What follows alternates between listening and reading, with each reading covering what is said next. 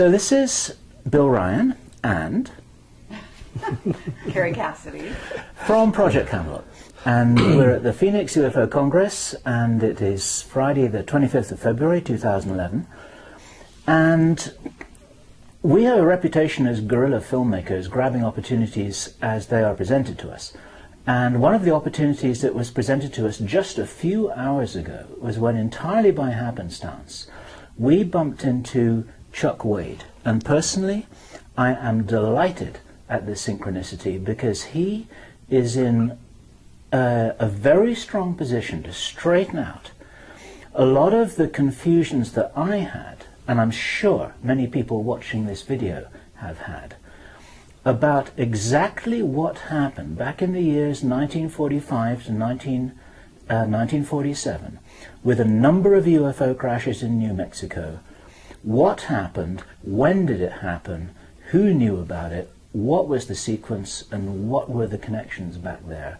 And Chuck has devoted many years to investigating a timeline there of a 2-year period. A 3-year period. Through 48. Through to 48. That's correct, March of 48. Okay.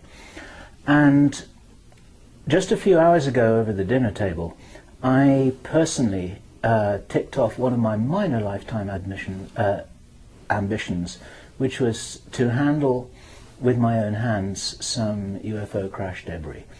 And this is something that we're also going to have on camera today. It's a fascinating story. Chuck. Absolutely. Yes. Now, before you start, what I want to do is talk about, just anecdotally, how we met, because I have to say that how we met is very interesting in light of what an amazing person you are. It's very instructive. Yeah, it sort of shows how Camelot, things happen in the way of Camelot, that we're very lucky. We had just been hearing, I think it was Rich Dolan talk here at the UFO Congress, and I was on my way out. I had a couple things in my hands. I wanted to throw something away, and your reflexes were very quick, and what you did, you were very gentlemanly, and I saw that I was coming up on the trash can, and you actually stopped, got out of my way and said, "Go right ahead," and I threw the thing away. And I immediately picked up that was unusual, that was very gentlemanly of you. So I actually turned to you and I just kind of said, how's your day going? Did you enjoy that sort of thing? Mm-hmm. And one of the first things out of his mouth was that I've been in the military for a number of years, and then you sort of launched into some interesting information. And I turned to you at some point quickly after that and I said, "Do you know who I am?" And I thought, because this is so interesting that this person out of the blue would be talking like this to me, and I just knew that you didn't know who I was. And here I am, Gary Cassidy from Project Camelot, and then I told you, and of course you didn't know anything about Camelot, and that's understandable. Some people do, some people don't. That's life. But what was really fascinating is that then you started telling me the anecdotes about your father and about Brazil, Mike Brazil, and so on. And so from there, we really found out more about who you are, and then you tell me you have actual UFO evidence of a UFO having crashed. It's amazing. And then Kerry comes to me and says, "You got to talk to this guy who I just met." And here we are. And I think it's wonderful. I'm glad I'm here. Thank you. Right on. Thank you, Terry. So, Chuck, would you tell the people watching this, and there are going to be tens, maybe even hundreds of thousands of people who have the opportunity to watch this, anything, you are on stage now, you got the mic, okay, so tell them a little bit about yourself, about your background, about what has brought you into this private investigation to find answers for yourself which you want to share. What a wonderful opportunity.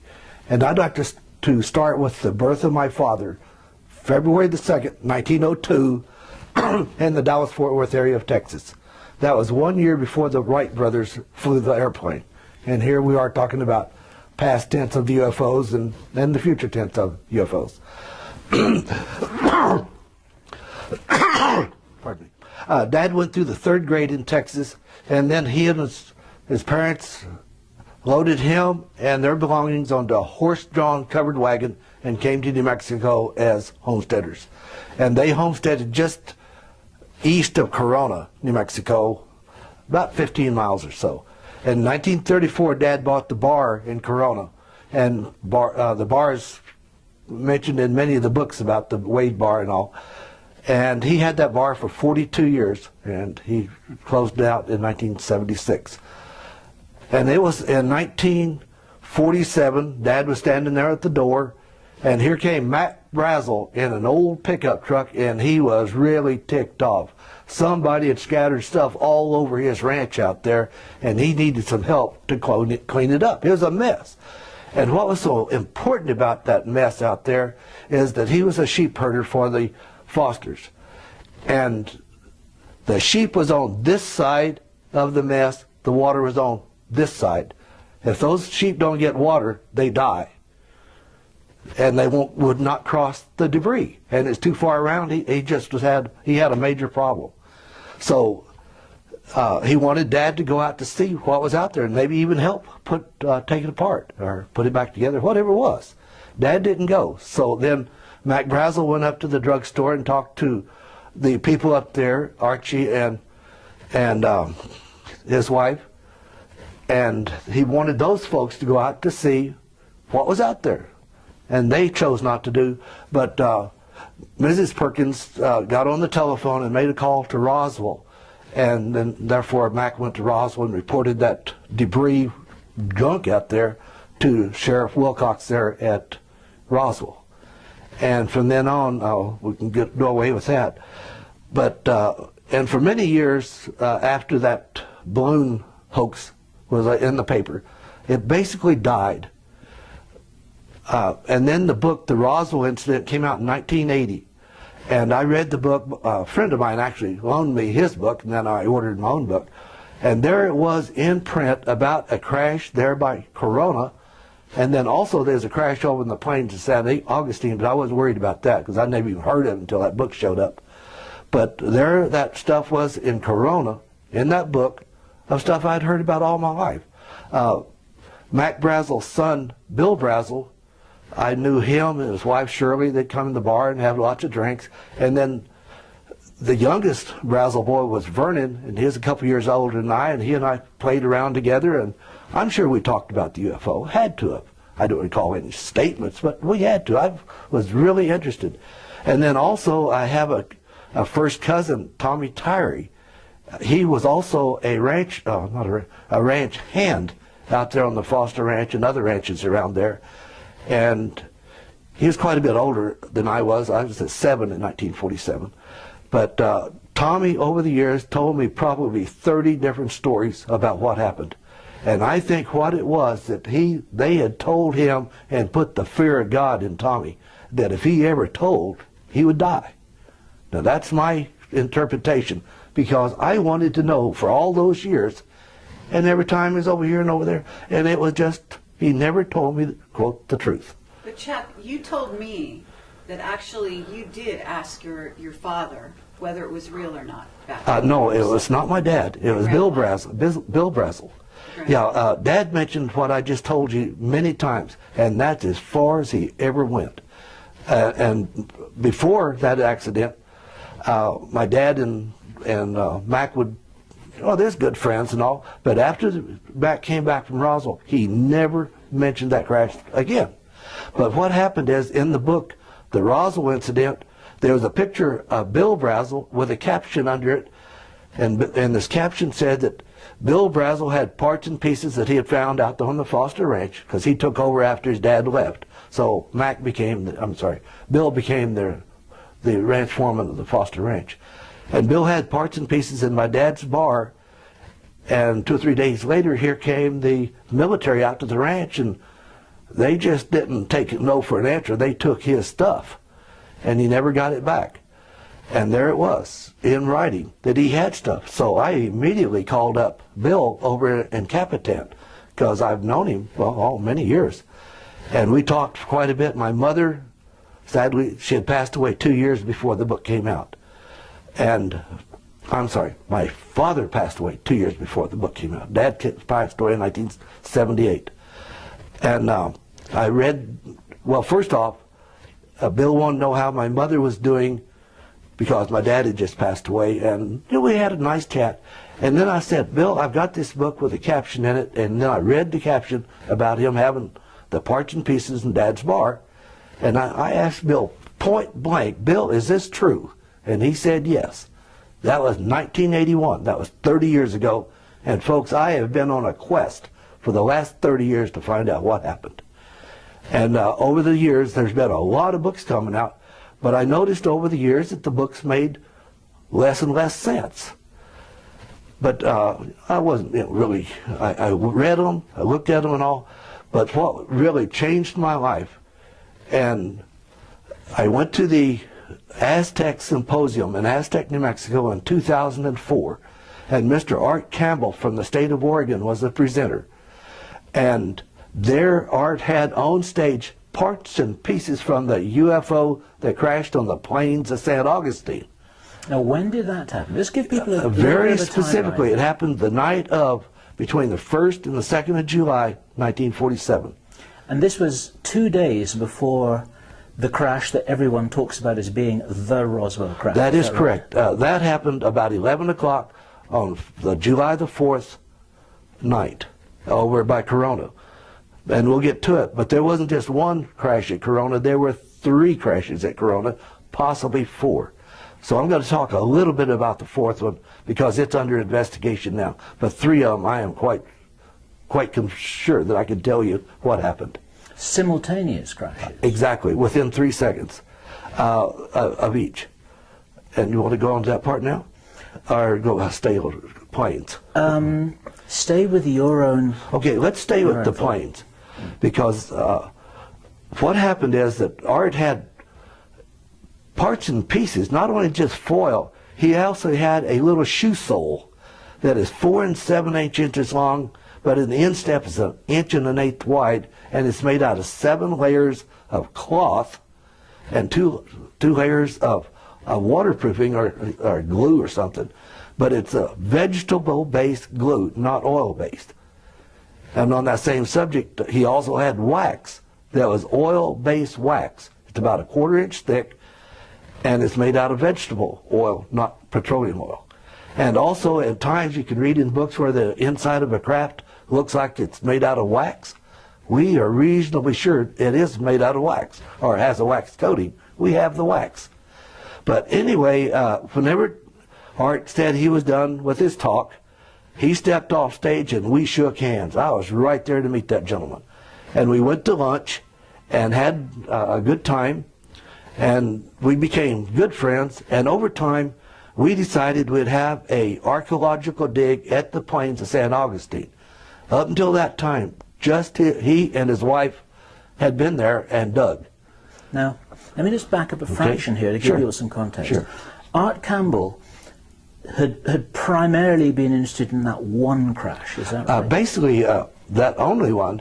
And like I just mentioned, he's from the state of Oregon, and they had been back east someplace and had a little time on the hand, so they just was going through New Mexico and had read the Roswell incident, and that's pretty close to Socorro and where the plains is.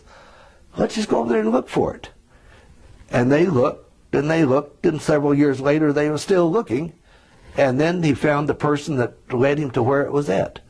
And then over the years, he and his wife went down there on vacations from the state of Oregon several times. I can't say exactly how many times, but they started finding stuff and kept finding stuff. And at what point did Art realize that this was a different incident, this was a different event from the Roswell crash? I understand the question, but I don't know that. Okay. But for sure, it had to have been a different one from over there. But I'm not sure that how he knew that. Okay. But it's when you listened to Art's presentation that you just described, yes, and that you realized, it's like, wait a minute, we've got another one here. Well, I'd read the book that there was a crash on the San Augustine, and I didn't know that it wasn't the one by Corona that the planes, I mean the Roswell incident meant. I had no way of knowing that it wasn't there. But once I knew exactly where that thing hit, I got to looking around, and there's no way that the military could have found it. That plains of San Augustine is roughly 1,000 square miles with great big mountains around it. That's about the size of the state of Rhode Island. And they found that thing the next day after it landed. And why I'm getting a little bit of it all put together, but where I came up with this, as the archaeologist, and we know exactly who the archaeologist was from the Cambridge, Harvard, and he was a graduate student at that time, and he had some students there on the Bat Cave, which is really an ancient cave that used to be next to the water line. Now it's up on the side of a hill because the water drained out. But he was over there at Bat Cave, and they physically told seeing this thing coming in the night before, and they thought it was a meteor.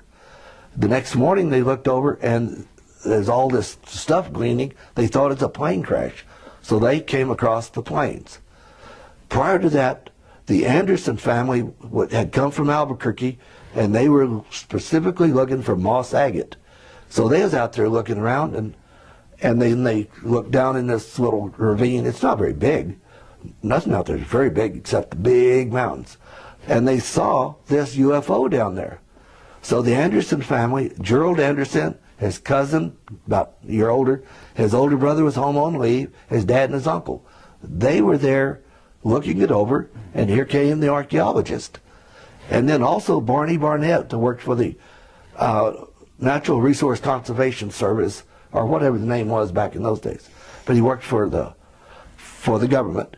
And he was coming from this ranch to this ranch on the back roads. In order to go from that ranch, you go way out here to the road and back around. So he was out there on the plains going from A to B. And there it was. He was there. And then, and this is from Gerald Anderson personally. Gerald is a good friend of mine now. And he said that they were all standing there looking at the craft and talking among themselves. And then they heard motors coming. And here came a military staff car. And behind it had a deuce and a half with canvas on the back. And out of that deuce and a half, here came a bunch of MPs with guns and surrounded the civilians. And folks, this is what really got Gerald teed off. They were surrounded. Here's a UFO that nobody on Earth had been close to. The military didn't pay no attention. They knew what it was. They knew what it was. And what year was this? That was 1947. This is 2 days before the crash that everyone calls the Roswell crash in a different part of New Mexico. And we're talking two separate incidents. Exactly. And actually there's more to come, which Chuck's going to tell us about. Would it be helpful to at least raise up the map? Well, to show people, because I think showing physically. Okay. The map is, the top is north, and New Mexico is basically square. Let's just move this. Let's just move this a little bit in your direction, if we can. So that it's on there. That's okay. So let him show it, and then we can also okay. insert. You start out like this, and then we'll do it. New Mexico is basically square. Corona is basically really close to the center of the state. What we call the Roswell incident happened about 30 miles southeast of Corona, and I'll just go ahead and mention the other ones. The Hot Corso site was north of Roswell, about 30 miles, and then there's a Jim Ragsdale site that is 53 miles west of Roswell. So these three guys over here we'll talk later. The plains of San Augustine is over here, about 200 miles. And per the book, The Roswell Incident, this craft and that craft ran together, and that one landed over here and this one landed here. There's no way in hell that could have really happened. Not only were the days apart, they found it in this side right here within 12 hours. You cannot see to ground inside of this big bowl. They had some radars, possibly even, in fact they did have, down there on the White Sands and Whistle Range up here at Oscuro Peak, and then they had some up here at Albuquerque, but they were old.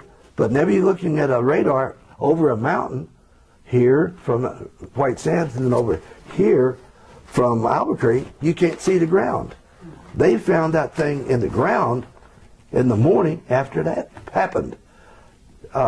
What happened, folks, is whenever they put in Los Alamos National Laboratory, they installed 3 major high-powered radars to guard the skies over Los Alamos. They didn't have surface-to-air missiles. They didn't have guns that shoot up there. They didn't have fighter planes like that.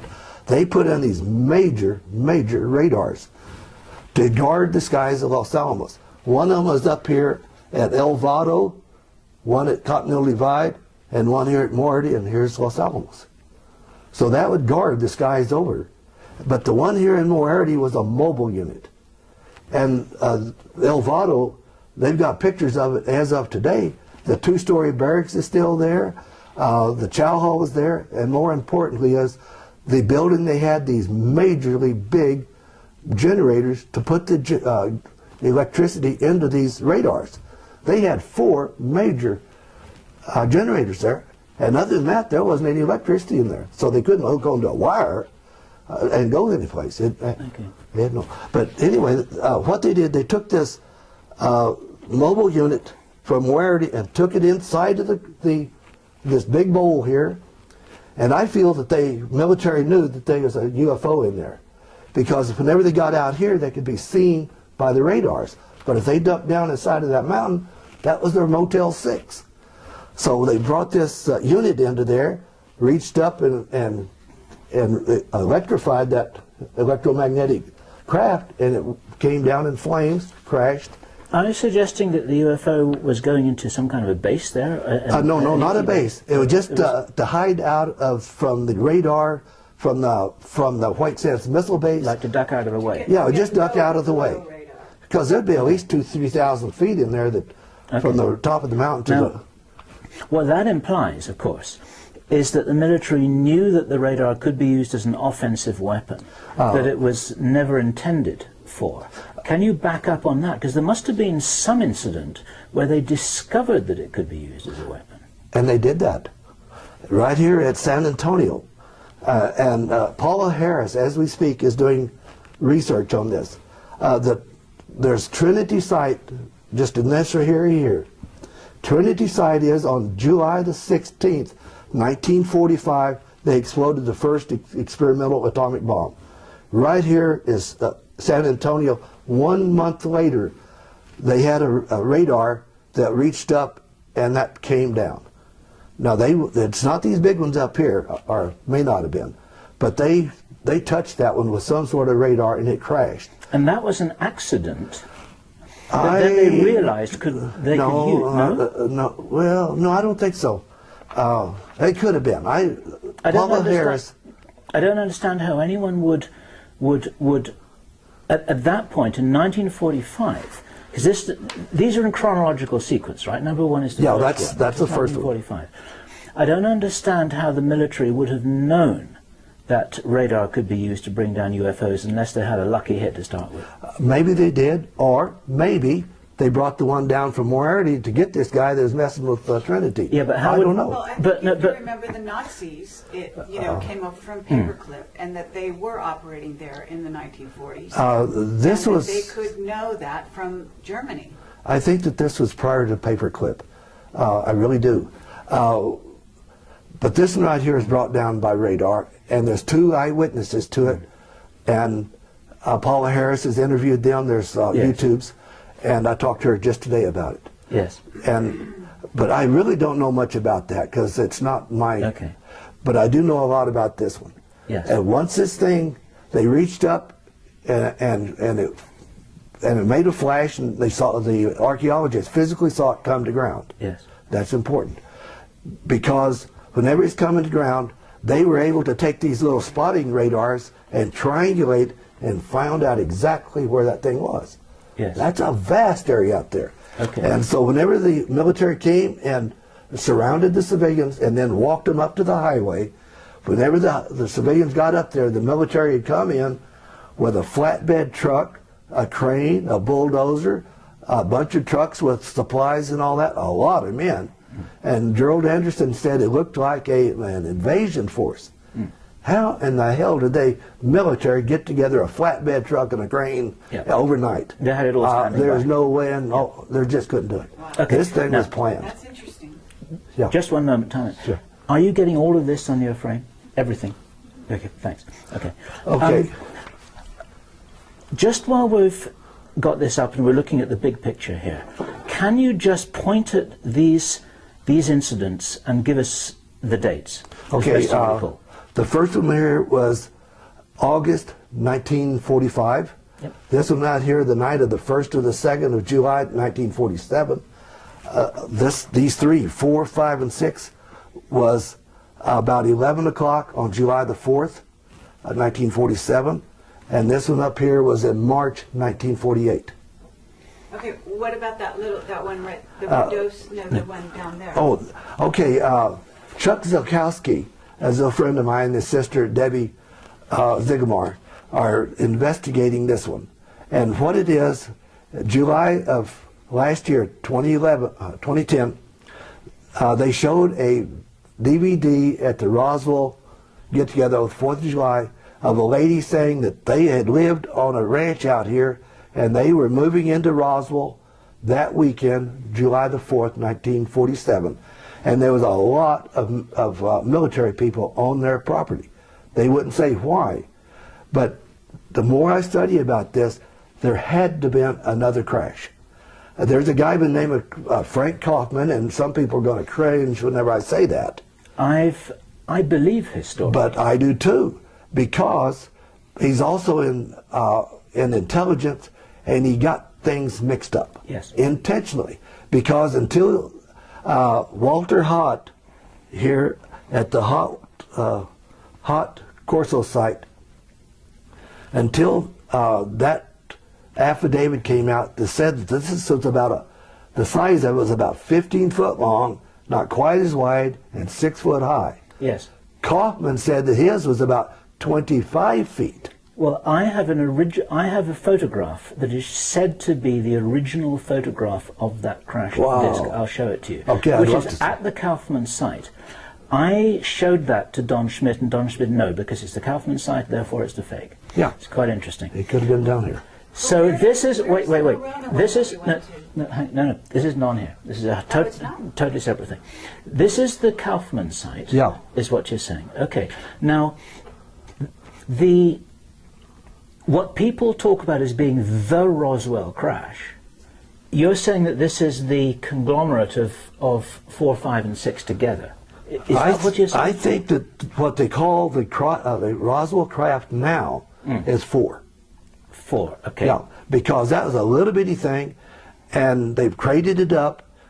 And 2 or 3 years ago, there's a guy that was an old man showed up that said that he was a forklift driver that took that crate from inside and loaded it here. So they could put a 14-foot crate into a bomber, I believe. But that's the one where they had most of an intact craft. It was almost intact with Okay. a crack in it with foil around it. And which is the debris field? This one is here. Okay. And this here had a lot of debris. It started out as a fan, wound up about 200 yards wide, Yes. and 3/4 of a mile long. And are you saying that these were 2 craft in 2 separate incidents which happened at the same time? Within 3 seconds, yes sir. I got it. And there had to have been a craft there, because this one was almost intact. Yes. There's truckloads of stuff here. They couldn't leave truckloads of here Okay. and have it intact. So where were the beams, out of which one? There's 2 or 3 places. This one right over here on the plains of San Augustine, Gerald Anderson said there was a totally alive alien, a very hurt live alien, Yes. and 2 dead aliens. Yes. And he describes this an incredible story that you had. He gave an interview, which we can reference when we publish this. Okay. And he describes how this alien was terrified. Yeah. And He's- yeah. That's and whenever the military showed up. absolutely, it went crazy when the military came up. Yes. And the way he told that story was so real to me, I found it extremely hard to disbelieve it. No, I've been right there and he told me. And he also did that on stage. Yes. At my UFO Film Festival 2 years ago, and he's real. Would it be possible for you to introduce him to us? I'd love to, and he would love to meet you. Good. Because He's right at 70. I just turned 71. And he wants his story told. I would like to meet him. And I'll tell you what, it's a disgrace what's happened to him. Yeah. Well, his story's been smeared and trashed, and he's been discredited, and he's probably pretty unhappy about it. Oh, he's extremely. Yeah. But also, there's another one, craft here at 6 is the Jim Anderson crash. And Jim and his girlfriend were having a good time up on the side of the Capitan Mountain near Pine Lodge, and they saw this major, major flash out there. Per affidavit, Jim says it looked like a welder's torch, and then it made all this, it was trailing flames behind it, and never got close. It was making a hell of a noise. And then it came over, it went through the trees and crashed. And they waited a little while and went over there, and Jim got into the craft and tried to pull the helmet off, couldn't get it.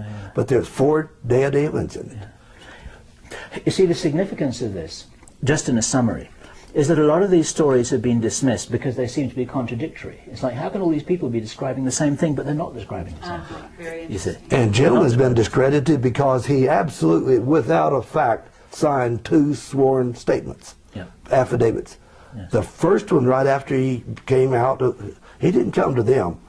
He saw it on TV or something, and he said, that's not right. So he came forward, and he signed an affidavit saying this thing hit north of Roswell. So some of these investigators spent a couple years out there looking north. Before he died, he signed a second affidavit saying it's 53 miles west. Totally makes sense, because there's lots of trees up there, there's water, there's a nightclub. I mean, it makes sense. They wouldn't have a good time. The name of his video, folks, is The Naked Truth, Jim Ragsdale Story. And then he's telling his daughter 5 days before he died what happened. And his son-in-law was filming. It's a fabulous.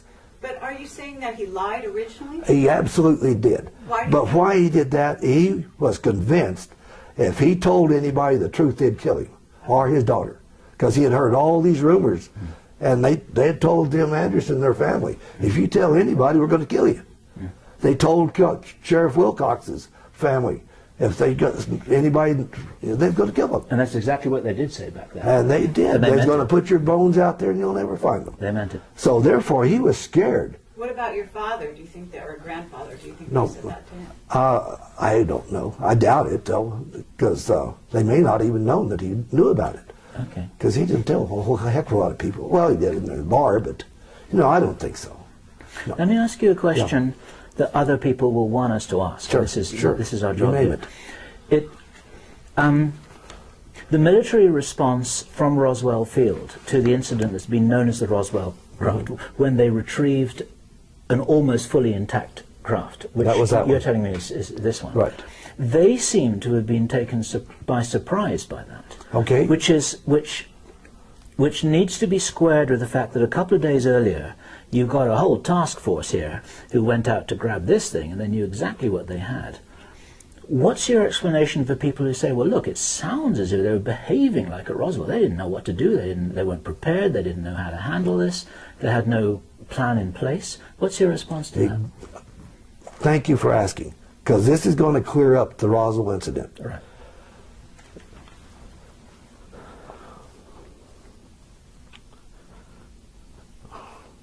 Well, there's about 50 lines of thought going in my mind. It's okay. Okay, what happened is, and by 2 kids that have come forward, and Art Campbell's hunted them out, there were 3 flashes. And these kids were in the seat of their car with their mother driving from Carlsbad up here.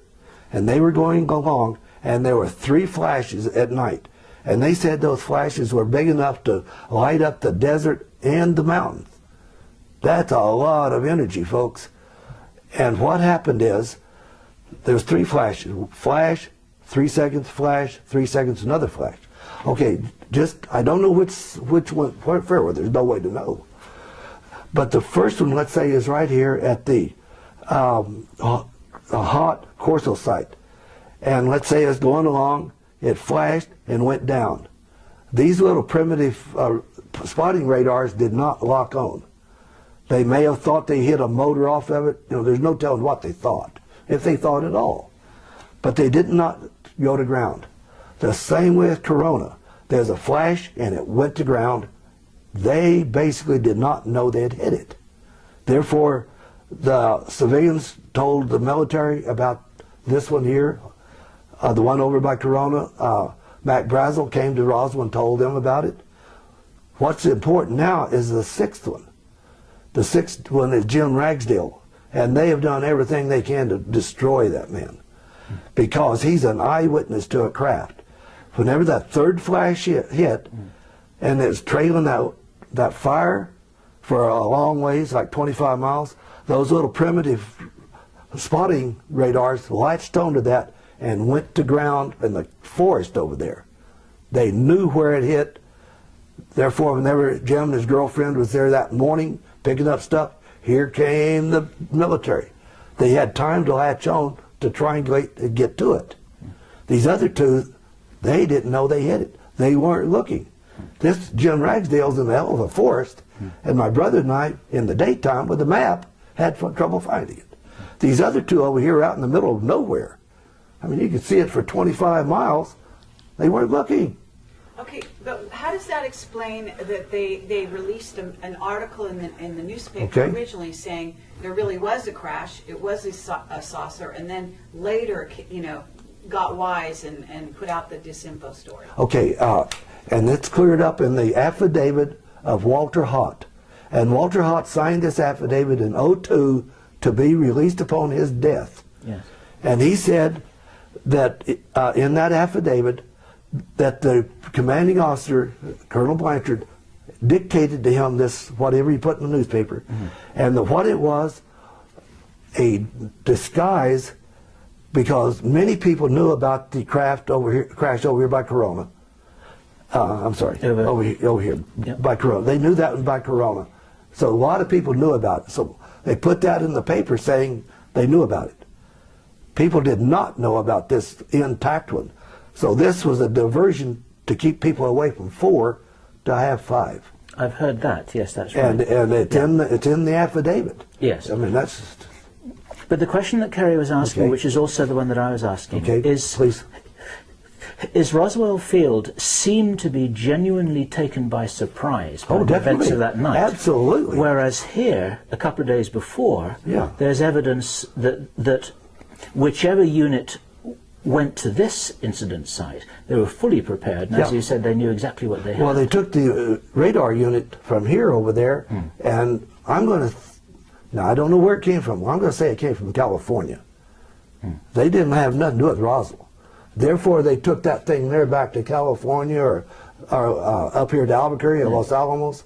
There, I don't know where it went. Are you suggesting then that this was a different unit that Absolutely, handled this? totally different unit. And the Roswell guys might not even have known about this? Is Oh, that they didn't possible? know anything. All right. Therefore, whenever they caught Jim Ragsdale, they went to ground with it to the side of that mountain with the little radars. Therefore, they had the flatbed trucks and the cranes. They went up there and picked it up. Yeah. They didn't tell Roswell zilch. And they took that sucker away. But Roswell was caught by surprise with Mac Brazel from the Corona site. Okay. And this one over here, they didn't know they got it. Okay. They weren't looking for it. So let me connect the dots Okay, here then. sure. So what actually happened was that this was new to Roswell when they put out the press release, and then it went all the way up to the Pentagon, didn't it, with General Ramey. And he must have known about everything. And he said, wait a minute, you've got to change your story. I have no idea what he knew. Okay. But it came from somebody on high, whether it's the president or the big guy. I don't know where it came from. But there's somebody who had somebody, oversight of all this. somebody knew the whole thing. Somehow you're saying, though, in that area of the country, the military wasn't really as sort of alert and up to speed on recovering these crafts, so they weren't prepared. First of all, they didn't know they hit it, as you said, right? And so that's key because they weren't prepared. But then when the word got back to them that they had found something, had it already gone to press before the military was hip to it, or it went to press right with that small group of military, but it didn't. In other words, the word came down to close down that story. Right. That was later. It was after it was being. Because they were operational. They went. They got those bodies right. There was a nurse. Right. Yeah. in that base. I forget which Right. base it is. Here at Roswell. Is it called And that's the Roswell? one that Glenn Dennis, Yes. well, Glenn Dennis has been discredited. Yeah. Did y'all know that? He's discredited. I didn't Disgusting. know that. Yeah, yeah. What happened is that Glenn Dennis told the nurse, He was the mortician. yeah, the mortician, the mortician told the nurse that he would never divulge her name. Yes. These guys put the pressure onto him, so he finally gave them Sally Jane or something. He gave a false name. Yeah, false name. Yeah. And Just to they get him looked off and their looked, backs, they looked the world over for Sally Jane. She didn't exist. Therefore, Glenn Dennis is a damn liar. He can't believe a thing, and he didn't see nothing, and Yeah. he didn't even, well, Glenn Dennis and Walter Hott put together and made the UFO Museum in Roswell. And now Walter Hott's daughter Julie is the director there. Yes. And they say that he's disgustingly disqualified. That's a disgusting statement in itself. Yes, I understand. Because Glenn Dennis did the right thing by his girlfriend or friend by not diverging his name, Yes. her name. Yes, I got it. Therefore, he's correct. Yes. What we will do when we release this, we'll write up a timeline. This is because this is quite confusing information. Sure. It's been confusing enough to keep Sure. people confused for many years, and there's some indication that some parties have been very happy for it to stay confusing. I think they tried to. Yeah. So can you say, because you didn't really say this, but you have a military background.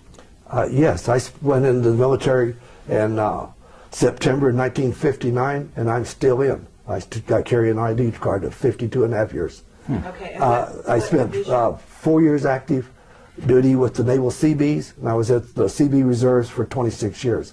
I was enlisted for 11 years, worked up to Chief Petty Officer. I got an engineering degree and applied for and got a commission in the Civil Engineering Corps, so I was a commissioned officer for 19 years. And I retired in 1989. In June of '88, I joined the New Mexico State Defense Force, which is a militia. And the New Mexico State Defense Force is the longest continuously operating defense force in the United States, started by Kit Carson about 1854. And so you really bring a military mindset to Right. this story. yeah, I think military and engineering. And psychology, I don't know nothing about. I got you. All right. Okay. So what is the significance, though, of this plains of St. Augustine? What do you think happened when they picked that craft up? Where do They you think they took it. I don't know where they took So it. you don't I absolutely know, don't like, know. the trail beyond I have that. no idea. I mean, it's just not there. Because like they mentioned today in that thing, once they get back, they just scatter them to the four winds and nobody talks. Yeah. They're gone. It's very But what is complex. so absolutely insignificant of that is that Mr. Campbell found exactly where it landed, and he dug up parts and pieces. And then in '04, he invited my wife and I took my younger brother, and I hired 4 Navajos, and there's another fellow that's here at this conference.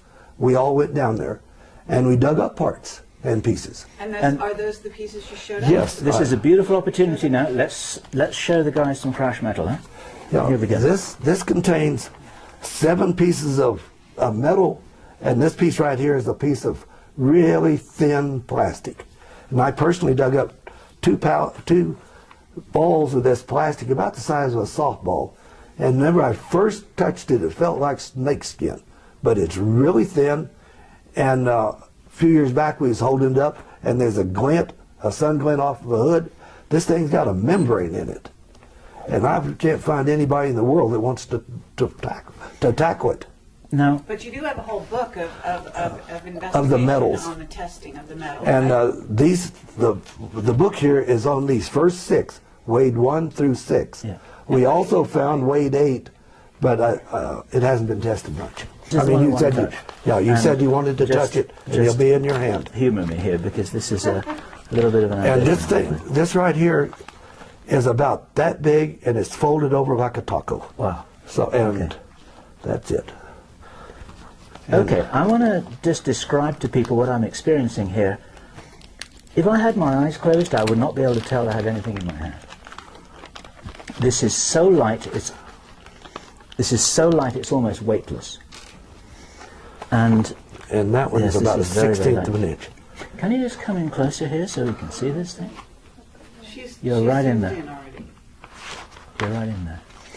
It is so light. I cannot feel I've got anything in my hand. And that's the thick one. And it's a little bit like a taco chip. So what is was. it? Fascinating. Now, what is it made of? Do we know? Yeah, it's made of many, many different elements. And these 6 pieces of foil, the scientists just found over 50 elements. And that one right there, they've been able to go into the isotopic analysis, and they found 3 isotopes that is where they can actually look at it. And if you want to take a look at this right here, up close, that's the isotopic ratio. And with this right here is an absolute proof that this was not terrestrial. Because not terrestrial. Because this right here is terrestrial sample. This right here is what we gave them. The isotope for a nickel nickel 62. Terrestrial, it's 3.63. Our sample is 32.28. It should be within 1%. Yes. This right here is what this is the holy grail of extraterrestrial. Are you able to let us have those images that we can put in the video? Are they yours? They're mine, and I've got it on DVD. It's on the internet. Fabulous. Yeah, we can send it to you. We can fix it all later. Thank you so much. Yeah, the whole. Okay. This whole thing's on there. To feel this. Okay, so is it durable? Like you can't break it? Oh no, it's very breakable. This is foil. This is quite fragile. But one thing I would like to point out is the scientists has found indications that there are single wall carbon nanotubes on all 6 of them.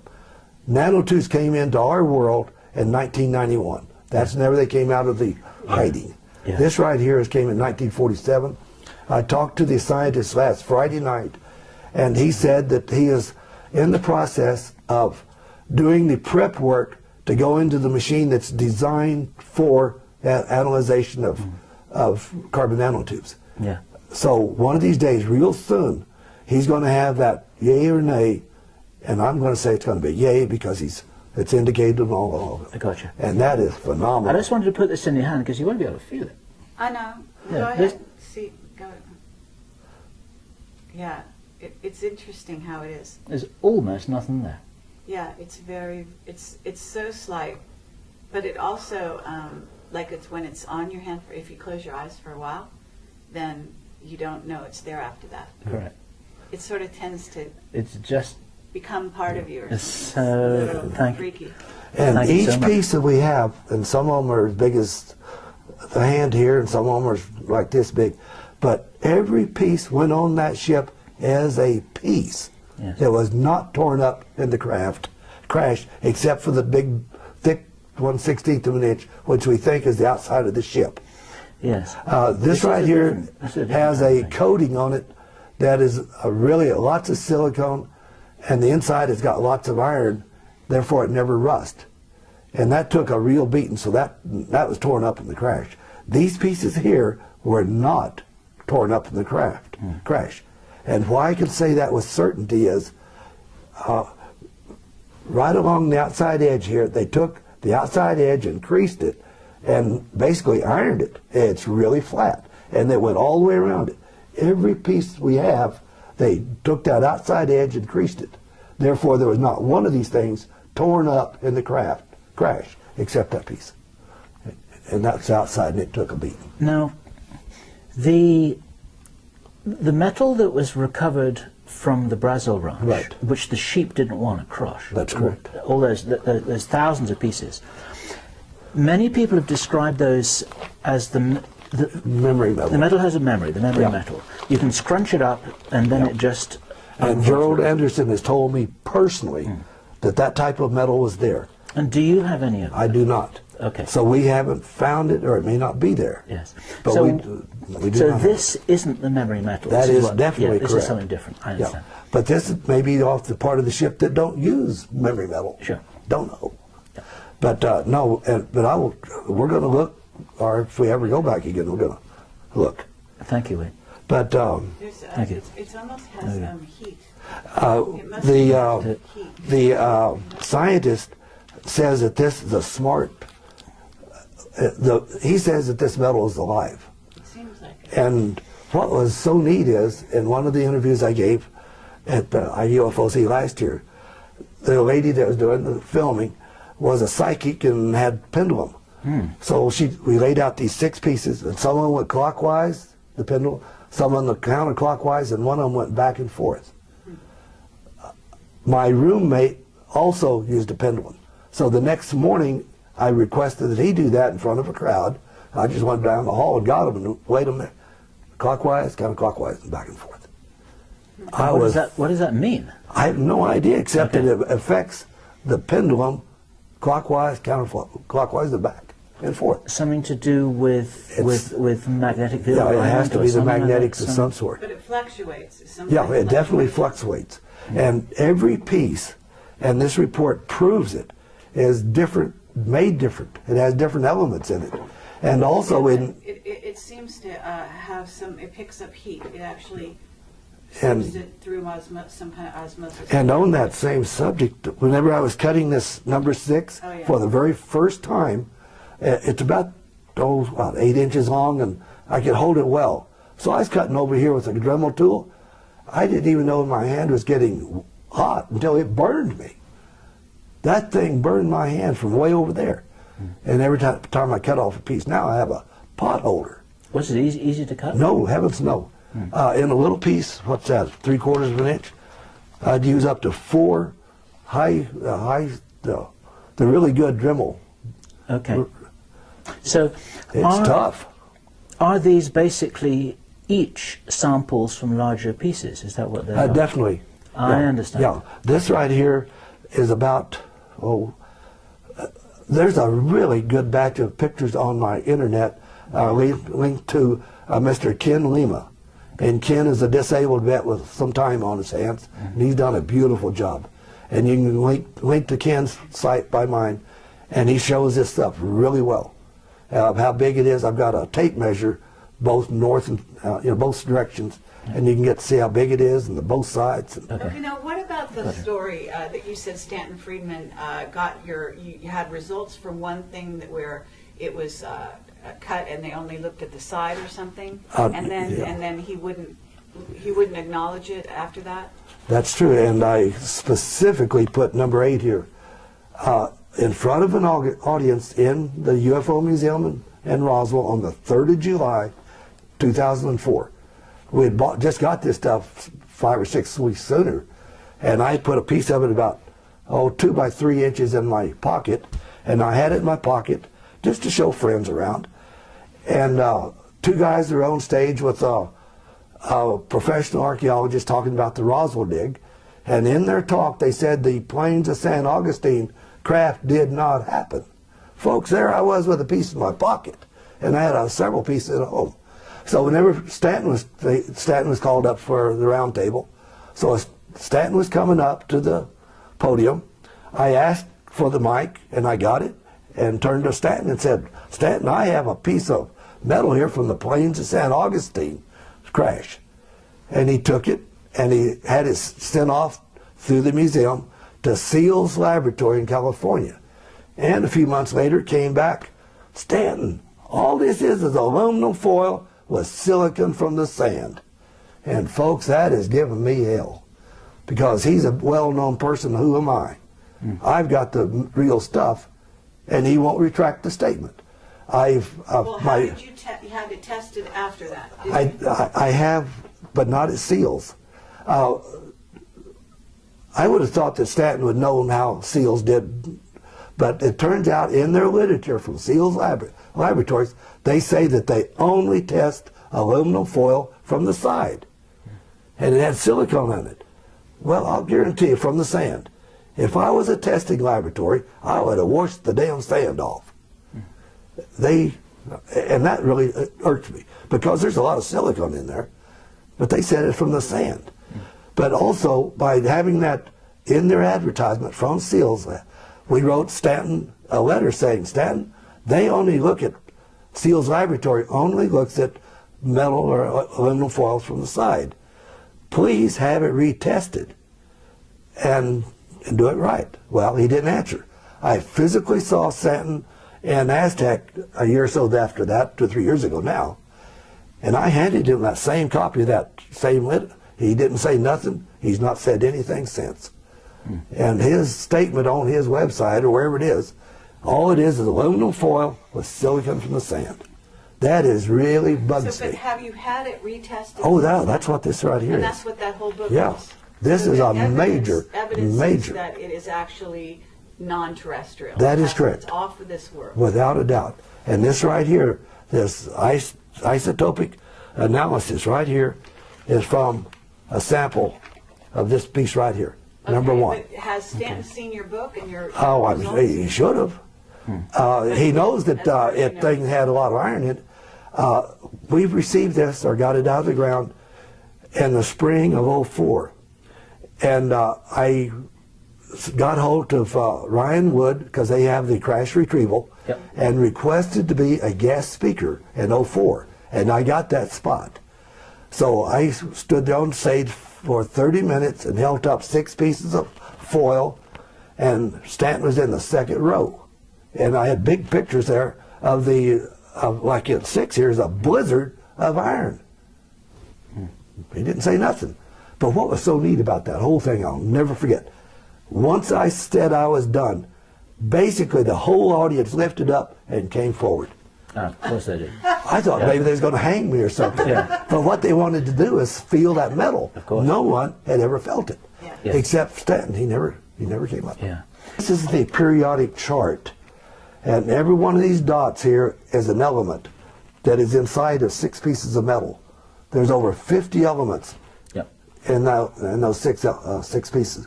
So it's not just a composite; it's a complex composite. Yes. This is a very, very complex alloy. Yeah, extremely Yes, complex. fascinating. Okay. I want to show you something for a reaction here. Sure. The reaction is on the left here. This is a photograph that came my way, which was ostensibly the intact craft that was recovered. And you will see that it is exactly the same backdrop as the Kaufman site. This is the Kaufman site. And I would say I'd say it is the Kaufman, because look at the size of these people. If you turn them like here, 1, 2, 3, 4, that's Yeah. 25 feet. Yes, it is. And if you turned it like that, 1, 2, 3, not big enough for the hot site. That's the Yes. Kaufman site. Yes, exactly. And you can see the backdrop of the cliff is exactly the same. You got it. I will. Yeah, I've never seen that picture before. And obviously, it's on your site, so Yes, we will be able to give this a little bit of prominence here. that's wonderful. It has an interesting provenance. It was sent anonymously to a researcher in Malta a number of years ago, and so on and so forth. I would wager, And, and that would be the alternative site southwest of Roswell, That's correct. not north, which is the Walter Haut Colonel Yes. Corso site. Yes.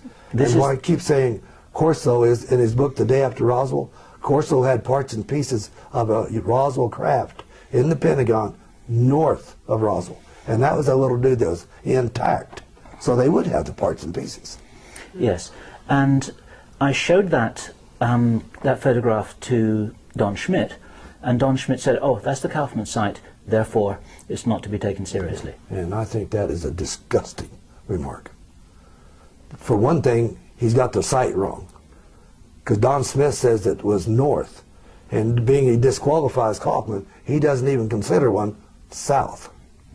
But once you put south, which is Chuck Zukowski and his sister Debbie, they're looking at that as we speak. That makes totally sense. That puts Kaufman up as a believable person with a site south, not north. And then Jim Ragsdale, they disqualified him because he said it was north and it's west. Yeah. And they said that Gerald Anderson is disqualified because he lied. Everybody don't tell the truth all the time, but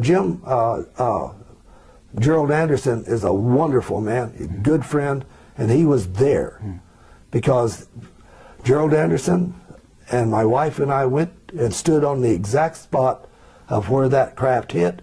We went down on this area that it could be any part of 1,000 square miles. And he was standing within 20 feet of where we had dug up pieces. He could have been anywhere in 1,000 square miles and told me that was it. Yeah. But he was within 20 feet of where we had dug up pieces. And the way he tells the story of how he, when he was a little kid, he saw this live extraterrestrial just going crazy when the military came in. This was something real that he was describing. I mean, you don't make stuff up like that. It was a real story. I could feel it. I could feel it. I do too. I'd love to meet the man. I will make sure that he gets in contact with you. Thank you. Because I had a very long conversation with him just last week. Very good. And he had a really bad fall right before Christmas. He was doing something on his roof, got off the roof onto a ladder. The damn ladder flung out, and he landed really hard. But he's getting better now. So we never know, folks, of when we're going to leave this earth. That's true. And he wants to get his story out. So the Camelot may be exactly what Mr. Anderson needs. I'd like to do that. The metal is it's just an extraordinary experience. Just holding that in your hand. And I've held this little shoe in my hand. Yeah, in fact, it's right there. Oh wow! Yes. Yeah, there's the shoe, and I've held it in my hand. You see how it's worn out? And Art Campbell has this. Yeah, I've held it. Okay, and how big is it? It's 4 7/8 inches. And relative to a kid, let's see if I can get, oh, it's the other way. One page past. Oh, there it is. This right here is the outside of a kid. This is the sole, so the foot had to be inside of this thing. It's not a kid. It's more, yeah. This is an adult because the kid either wears it out in the heel or toe. And this thing's worn out in the center where we wear ours. But that isn't the most important thing. That's just a foot. See if I can find it easily. And I've held this little dude in my hand too, if I can find it. Oh, here's a picture of, oh, here's that wax I spoke up. See, here's some pieces of wax and let me just hold it still. Okay. So the camera can. And this right here is sort of like we put our counters together with a T. See that T? That's how we put our counters together. And this, I picked up a piece like this here myself. What is this book here that we're holding? Is this a self-published book? It is by Mr. Campbell, and he's, as we speak, is getting it ready to republish again with this analysis in it. That was my next question. So this detailed document here will be available from Art Campbell himself? Yeah, and you can get to it through my website, chuckwadeufo.com. We'll make sure that that's available. And then right here is a piece of plastic, and it is plastic. They got really hot and just shrunk. But they've taken an MRI of it and unshrunk it. It's right here. It's a triangle. It's a 5-chambered heart. And in that heart, they have found gold, copper, and silver wire. Right here's a wire with a fitting on it. And that wire is little bitty. Like this is the red-headed secretary they put in the electron microscope. This wire is just down here teeny tiny. Like maybe a 10th or 20th of the diameter of a hair. And they put a fitting on that dude. And not only that, they also have, some of it's round and some of it's flat, like barbed wire. They went to a lot of work on that. And a couple of years ago, Mr. Campbell showed me a picture that he had gotten that had been declassified of an autopsy's body here. Right here was a triangle to fit a triangular heart. And our heart is a heart-shaped. Well, there's a triangular shape. And we've got it, or he does. I've seen it. I've held it in my hands. That's important. And there's not a heart surgeon on the world that wants to work with that thing that we found. They don't want to know. It sounds as if what Art has here is a bunch of very inconvenient information. Oh, yeah. Boy, they don't want it at all. In fact, well, I started in '04 to try to get this stuff analyzed, and I got it in October of last year. nobody wants to touch it.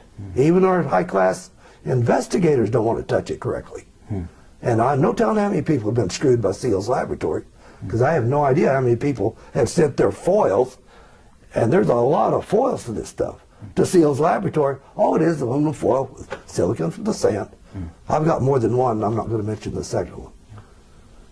Gotcha. Okay. So have you been threatened at all? Not at all. Not one time. Okay. I was apprehensive for the first several months until I went to the crash retrieval in Las Vegas with Ryan Wood. Thank goodness for the Woods. I was apprehensive. But once I put this stuff into the world, I think my usefulness has gone, went away. I've not been threatened at all. Okay, and you were on Coast to Coast, though. I was with Linda Moulton Howe. I see. And it was an excellent interview. I really appreciate what she did. So Linda supports your story? Yes, Very to an extent. Good. Okay. To an extent. Because she's also works with an awful lot of people that are above my pay grade, so to speak. I understand. Off camera, I'll tell you more. Okay. That's lovely. Thank you so much. I think we need to go, and Okay. I appreciate all this information, and I think it's a lot of really detailed information. Thank you. And I know Bill has a better background in this sort of stuff than I do, but it's great that we were all able to come here and meet here by chance or by Totally by destiny, chance. But somebody has got me by both hands, and we met.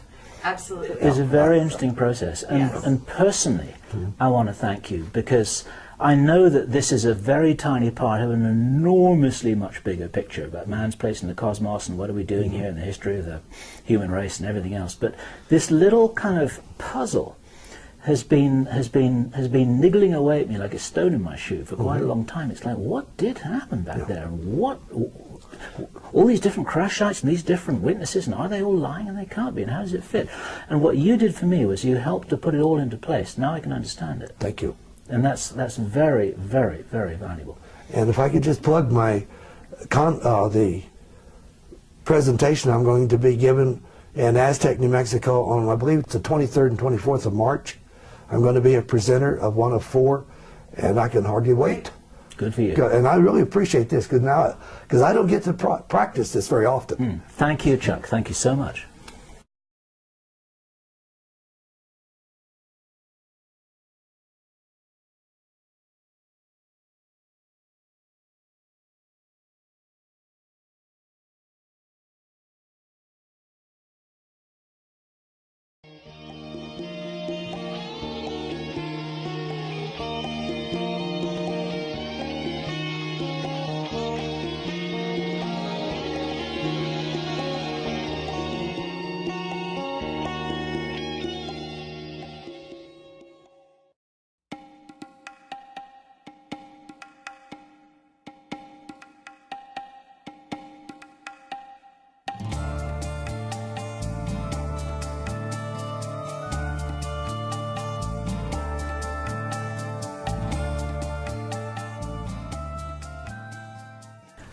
So this is Bill Ryan and Carrie Cassidy from Project Camelot. And we're at the Phoenix UFO Congress, and it is Friday the 25th of February 2011. And we have a reputation as guerrilla filmmakers, grabbing opportunities as they are presented to us. And one of the opportunities that was presented to us just a few hours ago was when, entirely by happenstance, we bumped into Chuck Wade. And personally, I am delighted at this synchronicity, because he is in a very strong position to straighten out a lot of the confusions that I had, and I'm sure many people watching this video have had, about exactly what happened back in the years 1945 to 1947 with a number of UFO crashes in New Mexico. What happened? When did it happen? Who knew about it? What was the sequence? And what were the connections back there?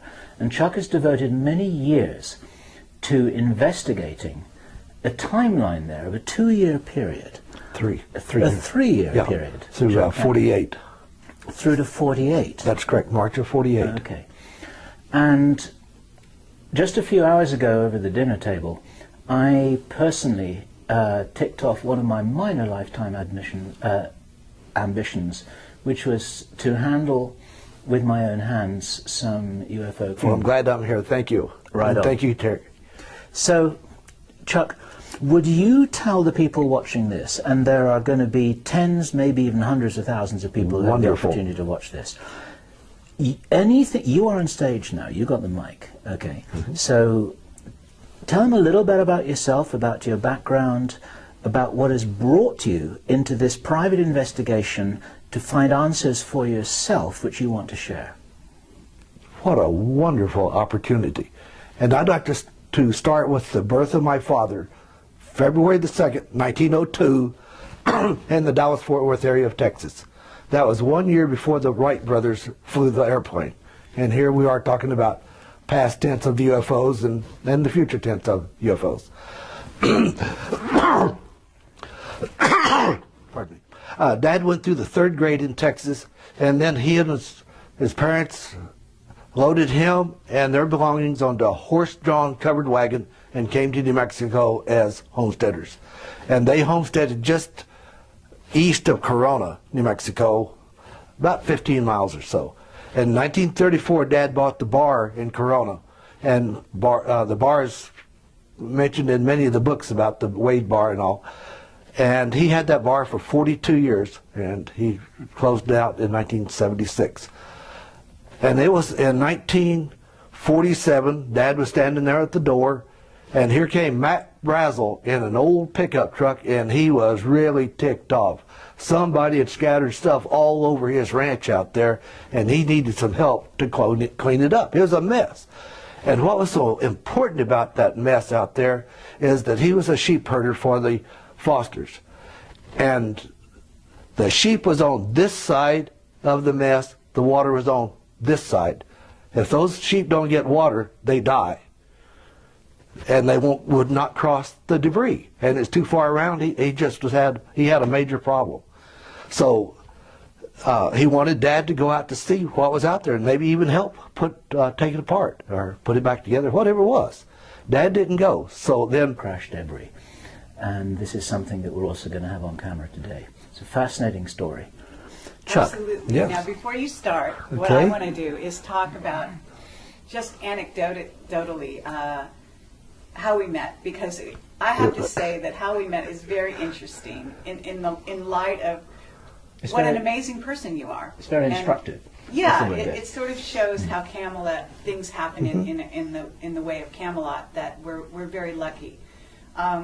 We had just been hearing, I think it was Rich Dolan talk here at the UFO Congress, and I was on my way out. I had a couple things in my hands. I wanted to throw something away, and your reflexes were very quick, and what you did, you were very gentlemanly, and I saw that I was coming up on the trash can, and you actually stopped, got out of my way and said, "Go right ahead," and I threw the thing away. And I immediately picked up that was unusual, that was very gentlemanly of you. So I actually turned to you and I just kind of said, how's your day going? Did you enjoy that sort of thing? Mm-hmm.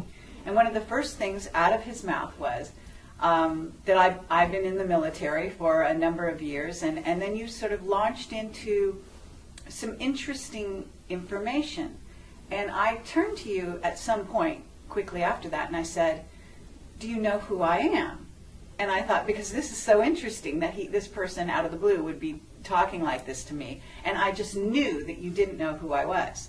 And here I am, Gary Cassidy from Project Camelot, and then I told you, and of course you didn't know anything about Camelot, and that's understandable. Some people do, some people don't. That's life. But what was really fascinating is that then you started telling me the anecdotes about your father and about Brazel, Mac Brazel, and so on. And so from there, we really found out more about who you are, and then you tell me you have actual UFO evidence of a UFO having crashed. It's amazing. And then Kerry comes to me and says, "You got to talk to this guy who I just met." And here we are. And I think it's a wonderful. Mac Brazel went up to the drugstore and talked to the people up there, Archie and his wife, and he wanted those folks to go out to see what was out there, and they chose not to do. But Mrs. Perkins got on the telephone and made a call to Roswell, and then therefore Mac went to Roswell and reported that debris junk out there to Sheriff Wilcox there at Roswell. And from then on, we can do away with that. But and for many years after that balloon hoax was in the paper, it basically died. And then the book, The Roswell Incident, came out in 1980. And I read the book. A friend of mine actually loaned me his book, and then I ordered my own book. And there it was in print about a crash there by Corona. And then also there's a crash over in the plains of San Augustine, but I wasn't worried about that because I never even heard of it until that book showed up. But there that stuff was in Corona, in that book, of stuff I'd heard about all my life. Mac Brazel's son, Bill Brazel, I knew him and his wife Shirley. They'd come in the bar and have lots of drinks. And then the youngest Brazel boy was Vernon, and he was a couple years older than I, and he and I played around together, and I'm sure we talked about the UFO. Had to have. I don't recall any statements, but we had to. I was really interested. And then also I have a first cousin, Tommy Tyree. He was also a ranch, a ranch hand out there on the Foster Ranch and other ranches around there. And he was quite a bit older than I was. I was at 7 in 1947. But Tommy, over the years, told me probably 30 different stories about what happened. And I think what it was that they had told him and put the fear of God in Tommy, that if he ever told, he would die. Now that's my interpretation, because I wanted to know for all those years, and every time he was over here and over there, and it was just, he never told me, quote, the truth. But Chuck, you told me that actually you did ask your father whether it was real or not. No, it was not my dad. It was Bill Brazel. Bill Brazel. Yeah, Dad mentioned what I just told you many times, and that's as far as he ever went. And before that accident, my dad and Mac would, there's good friends and all, but after Mac came back from Roswell, he never mentioned that crash again.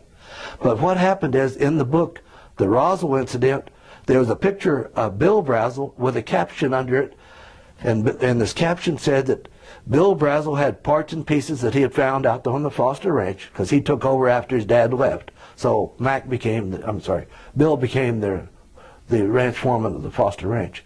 And Bill had parts and pieces in my dad's bar, and 2 or 3 days later, here came the military out to the ranch, and they just didn't take no for an answer. They took his stuff, and he never got it back.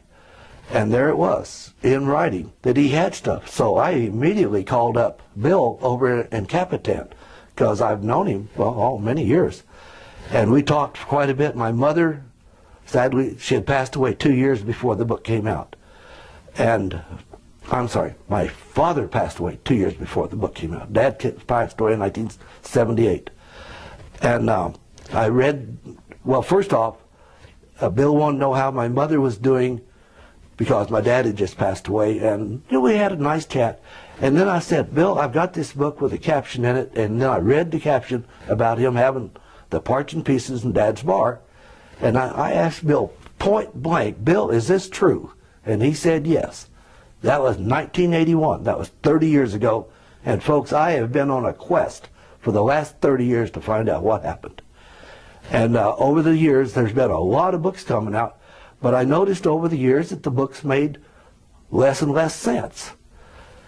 But I wasn't really, I read them, I looked at them and all, but what really changed my life, and I went to the Aztec Symposium in Aztec, New Mexico in 2004, and Mr. Art Campbell from the state of Oregon